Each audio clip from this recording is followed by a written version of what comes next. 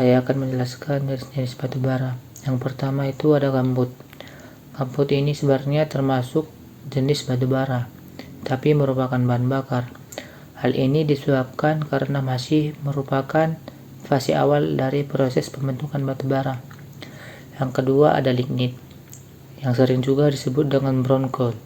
Golongan ini sudah memperlihatkan proses selanjutnya berupa struktur. Apabila dikeringkan, maka gas dan airnya akan keluar. Endapan ini bisa dimanfaatkan secara terbatas untuk kepentingan yang sangat sederhana, karena panas yang dikeluarkan sangat rendah. Yang ketiga itu ada bituminus, yaitu mineral padat, berwarna hitam dan kadang warnanya coklat tua, bersifat rapuh, dan membentuk bongkah-bongkah prismatik berlapis, dan tidak mengeluarkan gas dan air apabila dikeringkan. Bituminus ini sering digunakan untuk kepentingan transportasi dan industri, serta untuk pembangkit listrik tenaga uap. Yang keempat ada subbituminus. Golongan ini memperlihatkan ciri-ciri tertentu, yaitu warna yang kehitam-hitaman dan sudah mengandung lilin. Endapan ini dapat digunakan untuk pemanfaatan pembakaran yang cukup dengan temperatur yang tidak terlalu tinggi. Subbituminus umum digunakan sebagai pembangkit listrik tenaga uap. Dan yang terakhir atau yang kelima itu ada antrasit. Golongan ini berwarna hitam, keras, kilap tinggi, dan pecahannya memperlihatkan pecahan kokoidal. Pada proses pembakaran memperlihatkan warna biru dengan derajat pemanasan yang tinggi. Antrasit ini biasa digunakan dalam dunia industri.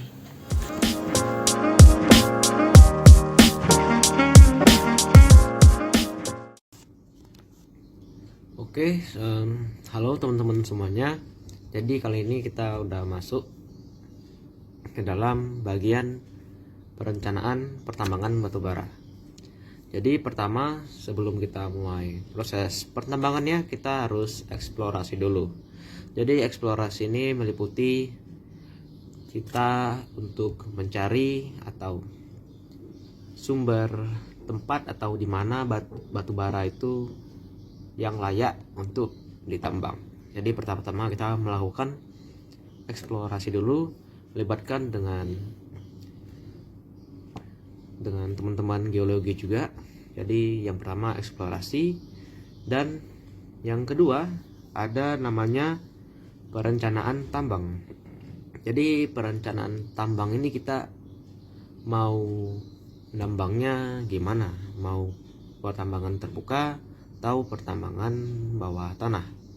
Dan juga dalam perencanaan tambang ini, rencana dari awal hingga akhir dibuat di sini. Jadi dari awal pertambangan hingga akhir pertambangan terjadi perencanaannya pada tahap kedua ini. Terus yang ketiga ada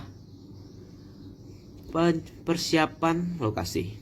Jadi persiapan lokasi ini bertujuan untuk menyingkirkan seperti tanah-tanah yang berada di atas yang menutupi batu bara, yang biasanya disebut dengan overburden, atau seperti pepohonan, tanah yang akan disingkirkan.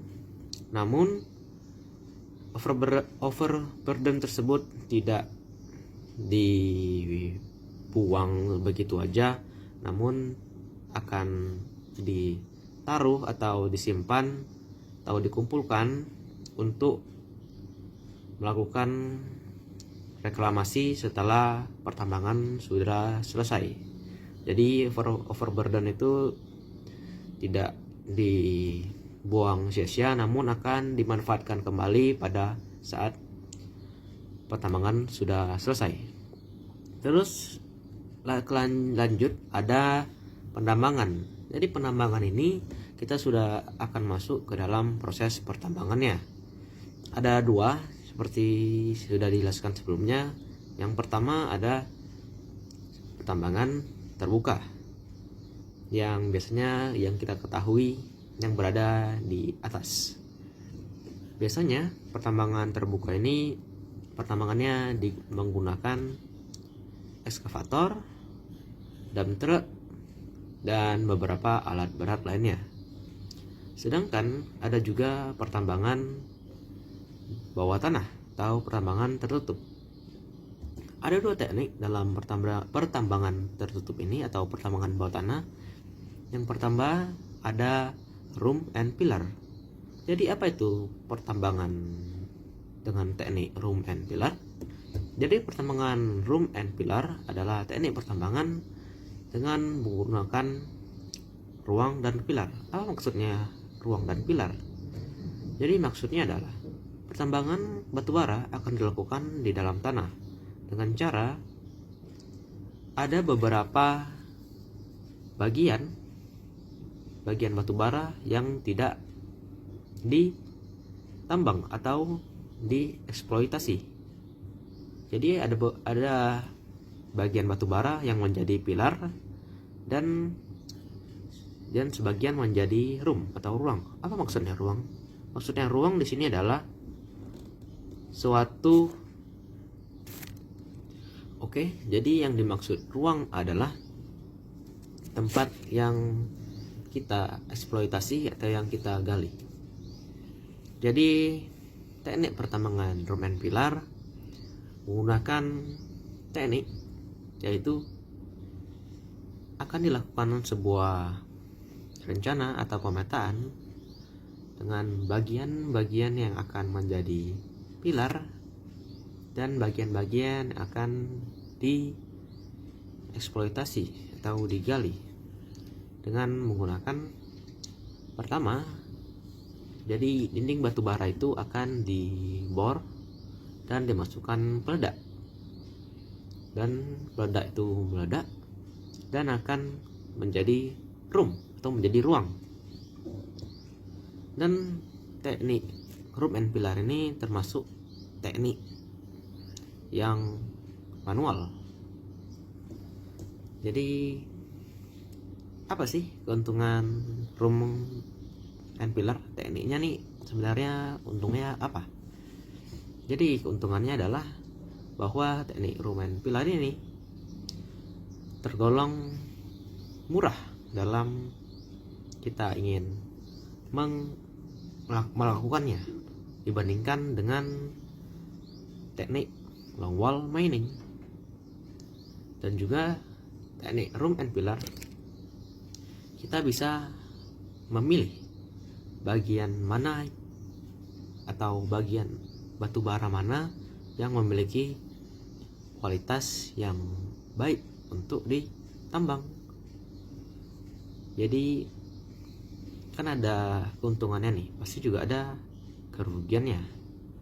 Jadi ada minusnya dari room and pillar. Jadi minusnya room and pillar ini ya kita nggak bisa mengeksploitasi secara keseluruhan karena dibutuhkan bagian-bagian untuk menjadi pilar. Mungkin itu adalah salah satu contoh kekurangannya. Dan kita akan lanjut ke teknik kedua, yaitu teknik long wall mining. Jadi apa itu long wall mining? Jadi long wall mining adalah teknik menambang batu bara dengan menggunakan seperti mesin otomatis yang bentuknya seperti tabung.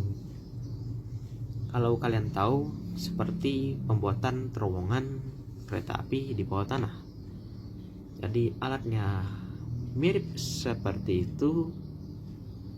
Dan juga long wall mining, prosesnya itu seperti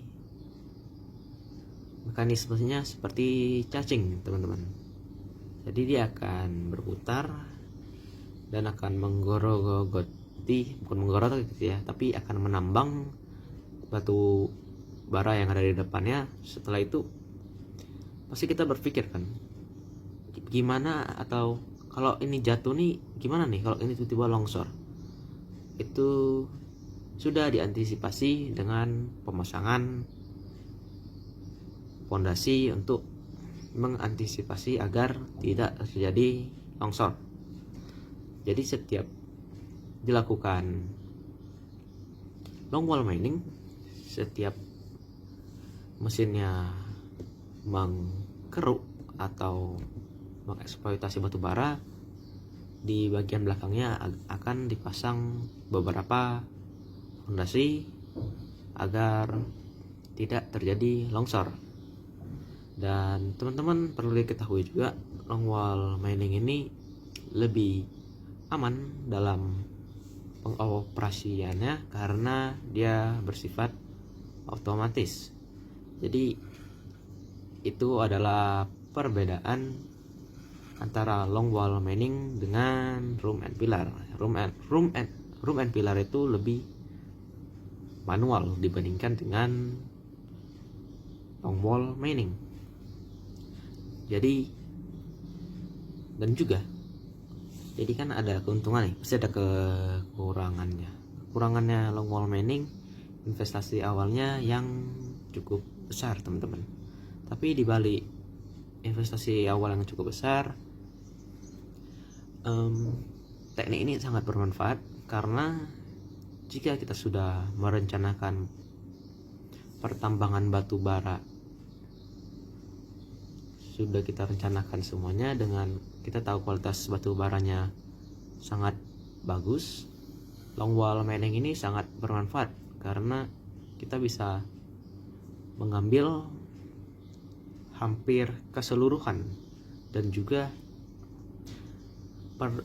dengan teknik ini biasanya hasil yang didapatkan selalu konsisten, berbeda dengan teknik berbeda dengan room and pillar yang cenderung kurang konsisten. Jadi itu ada teknik-tekniknya. Sekarang kita lanjut lagi ke pengolahan batu bara. Jadi batu bara ini sudah ditambang, terus mau diapain ini, ya kan? Jadi pengolahannya biasanya kita akan membersihkan batu baranya dulu dari tanah, dari sulfur. Pokoknya kita mau batu baranya bersih. Dan juga setelah udah bersih nih batu baranya nih, sudah kita bersihkan, kita lanjut ke transportasi. Jadi kalau di bagian transportasi ini ada beberapa transportasi, biasanya menggunakan kereta api. Pada zaman dulu menggunakan kereta api ya teman-teman, mungkin sekarang masih ada, tapi sudah jarang ya. Yang sekarang masih terkenal atau masih populer yaitu ada menggunakan kapal tongkang dengan jalur laut, dan juga ada menggunakan truk untuk skala lokal. Jadi begitu. Dan juga yang terakhir nih teman-teman, ada reklamasi dan penutupan tambang. Jadi ini akhir dari pertambangan batu bara, yaitu reklamasi. Jadi kenapa sih diperlukan reklamasi? Jadi reklamasi ini diperlukan untuk lingkungan sekitar tidak terlalu parah karena eksploitasi tambang. Sebelumnya tadi saya sempat membahas juga tentang teknik pertambangan bawah tanah. Ada long wall mining dan juga room and pillar. Kedua teknik tersebut lebih mudah dalam reklamasinya karena di bawah tanah, karena tidak menggali terlalu banyak di permukaan, sehingga lebih mudah dan lebih eco-friendly dibandingkan yang di permukaan. Dan kita lanjut lagi ke reklamasi. Jadi reklamasinya tuh gimana? Jadi untuk reklamasi yang di permukaan pertambangan yang berada di permukaan. Seperti yang kita ketahui sebelumnya, yang pada awalnya ada namanya overburden, atau seperti tanah yang diawasi lah, bukan diawasi, maksudnya yang disingkirkan pada awal pada pembukaan tambang. Jadi tanah tersebut, atau ya bisa dibilang tanah juga, benar, tanah bisa digunakan untuk melakukan reklamasi. Jadi tanahnya diambil kembali dan digunakan untuk menutup bekas tambang. Selanjutnya, apa sih yang kita lakukan? Yang kita lakukan adalah, yang pertama kita akan tapi kita akan menanam banyak bibit-bibit pohon agar mengurangi efek buruk dari pertambangan batu bara, seperti pencemaran air dan limbah dari pertambangan batu bara. Jadi kita akan melakukan penanaman, kita kubur kembali atau kita tutup kembali bekas tambangnya, kita buat bagusin kembali untuk bekas pertambangannya. Setelah itu barulah kita bisa selesai dalam proses pertambangan. Walaupun kita kayak menganggap sepele tentang reklamasi, namun reklamasi ini sangat penting untuk kehidupan jangka panjang, untuk anak cucu kita, agar alam tetap bisa kita manfaatkan seperti pertambangan, namun tetap bisa juga kita reklamasi agar tetap menjadi bermanfaat, menjadi lahan hijau. Mungkin itu saja untuk bagian kali ini. Selanjutnya akan dilanjutkan oleh teman saya. Sekian dari saya, terima kasih, sampai jumpa lagi. Bye bye.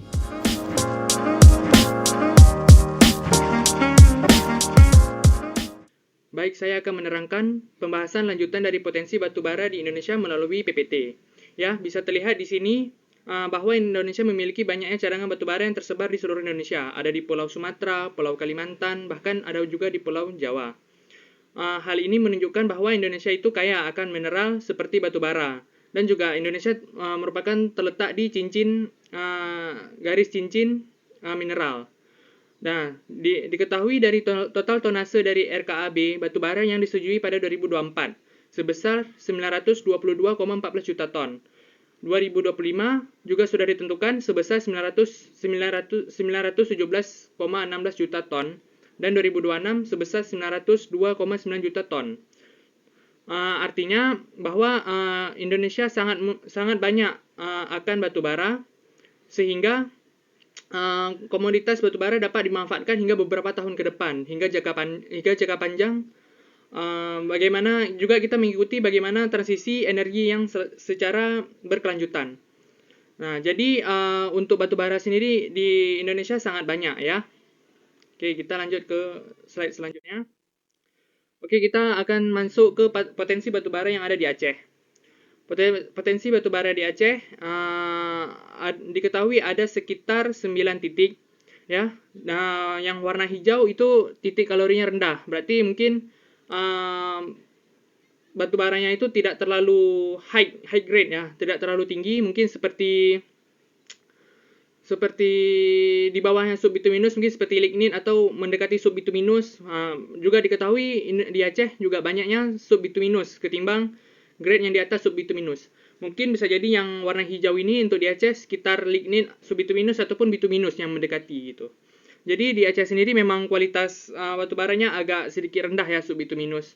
Jadi semakin tinggi kualitas batubara dia berarti warnanya juga semakin merah daripada titik-titik yang ada di legenda ini. Kalau mungkin seperti merah antara bituminus sampai ke antrasit gitu. Jadi untuk di peletakan batubara sendiri di wilayah Aceh banyak tersebar di wilayah barat ya. Wilayah barat itu artinya mungkin masuk ke cakupan wilayah Nagaraya, wilayah Malabo dan sekitarnya. Lalu juga ada di wilayah sekitaran Lok Sumawe dan juga ada di wilayah Woila, Kecamatan Woila, bahwa di situ ada potensi batubara yang sudah diketahui oleh ISDM. Ini berdasarkan geoportal ISDM. Mungkin kalau ada titik yang tidak ada, mungkin ada letak batubara yang tidak ada titiknya di peta ini mungkin belum dipublish atau mungkin belum diketahui seberapa tinggi kalorinya atau seberapa besar cakupan luasnya ya. Jadi di zona barat ada 7 titik ya, zona barat 7 titik, wilayah zona timur ada 2 titik dan wilayah zona tenggara ada 1 titik. Jadi di sini, jadi begitu. Untuk persebarannya sendiri di wilayah barat juga banyak ya perusahaan-perusahaan yang top. Mungkin yang seperti ada di gambar berikut ini, yang ada di gambar di sampingnya gitu. Jadi di dalam itu ada 7 titik, jadi 7 titik itu mungkin memang 7 titik perusahaan yang besar, mungkin ada yang lebih besar lagi, mungkin ada mungkin sekitar 2 yang sangat besar ya. Mungkin seperti itulah. Kemudian kalau diketahui kalau potensi keberadaan batubara di Aceh saat ini lebih kurang mencapai 1,5 miliar metrik ton. Ya, berarti sangat luas yang tersebar ya. Habis itu juga berdekat-dekatan gitu, memang luas wilayahnya. Memang kayak sumber daya alam. Potensi 1,5 miliar ton, potensi 1, miliar belum terukur dan masih diperkirakan kalau yang sudah terukur 500 juta. Itu berdasarkan data eksplorasi PT MIFA berdasarkan serta beberapa perusahaan yang lain. Ujar kata Kepala Dinas ESDM Aceh, Mah Dinur.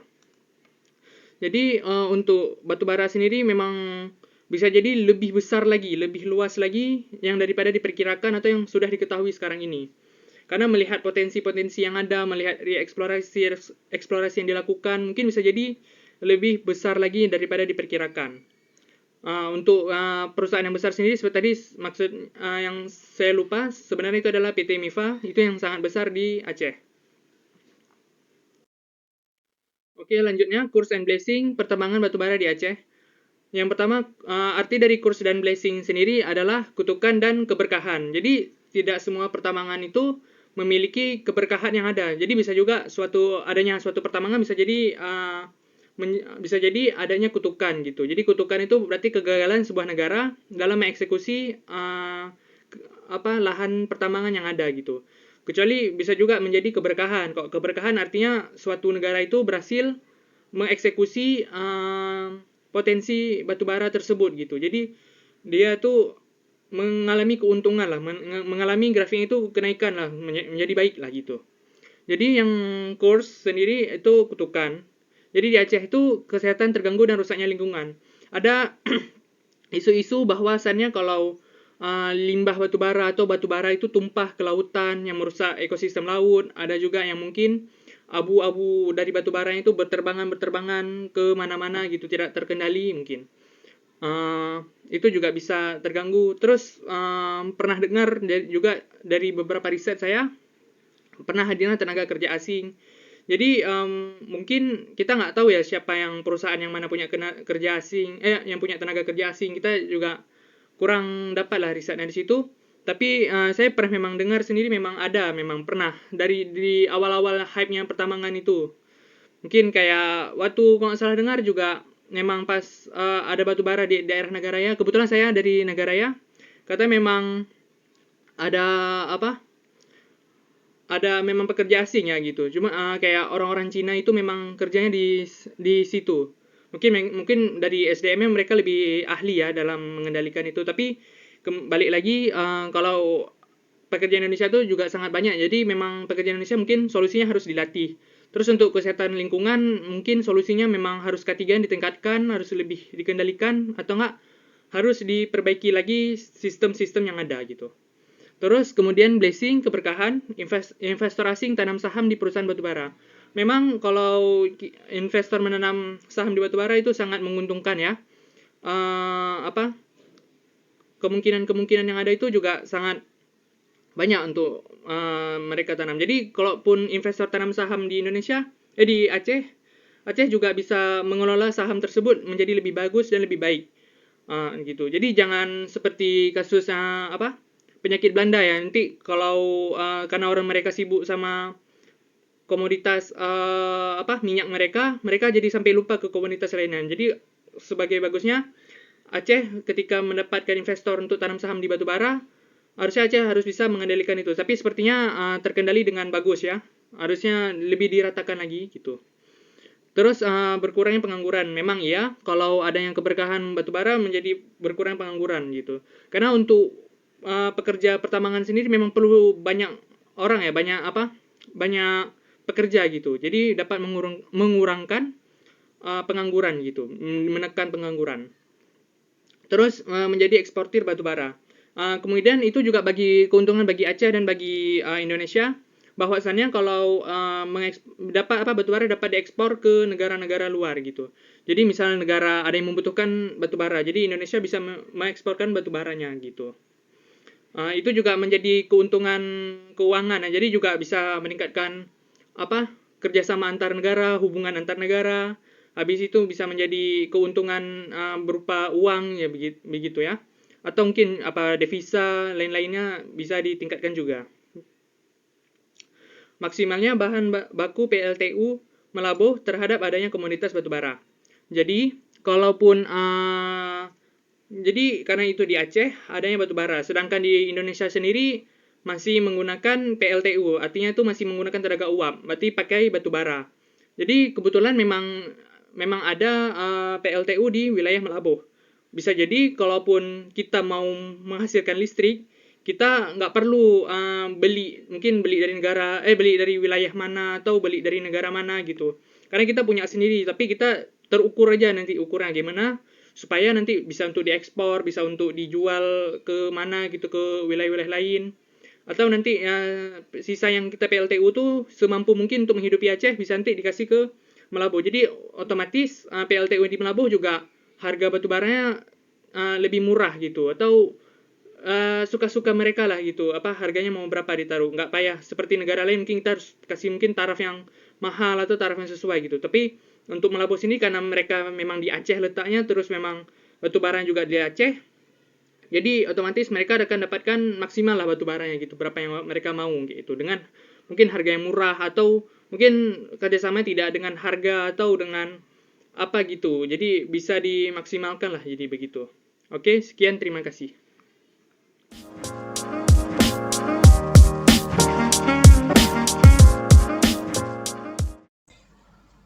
Baik, di sini saya akan menjelaskan bagaimana batu bara yang sudah kita dapatkan dari bertambang atau melakukan penambangan di tempat-tempat tertentu akan kita gunakan sebagai bahan bakar untuk menghasilkan energi listrik.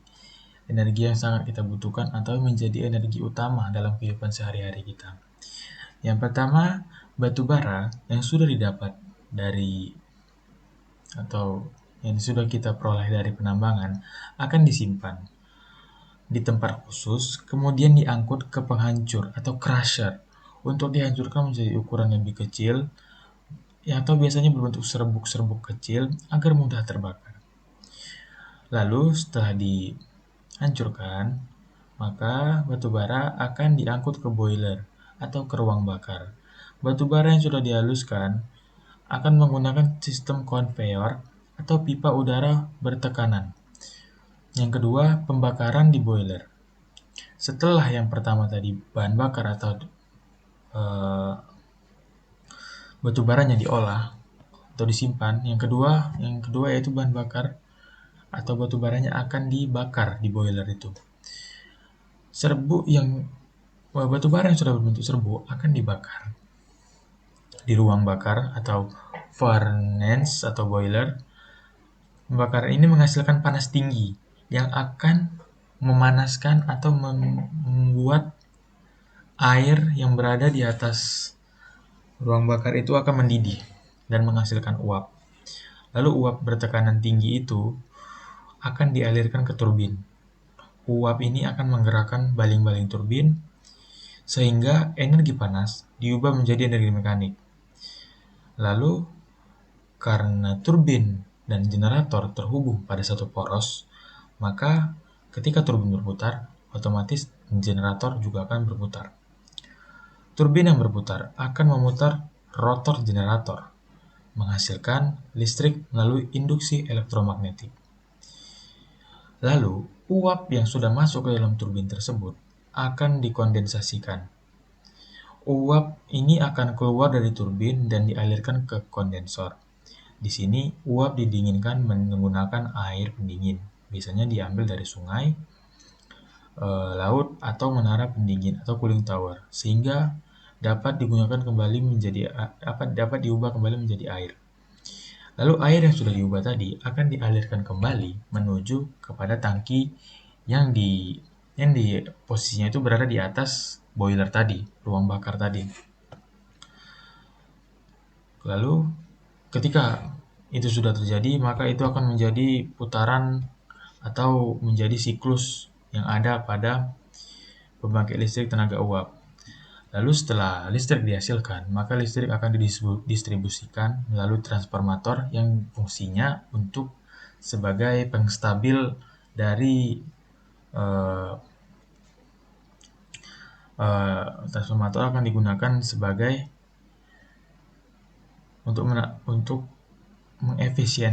mengefisienkan tegangan yang dihasilkan dari generator tersebut saat dikirim melalui jaringan transmisi kepada konsumen, yang pada umumnya transmisi yang kita gunakan pada masa saat ini di Indonesia terkhusus yaitu adalah menggunakan tiang listrik. Baik, untuk pembangkit listrik tenaga uap sampai di sini saja. Terima kasih.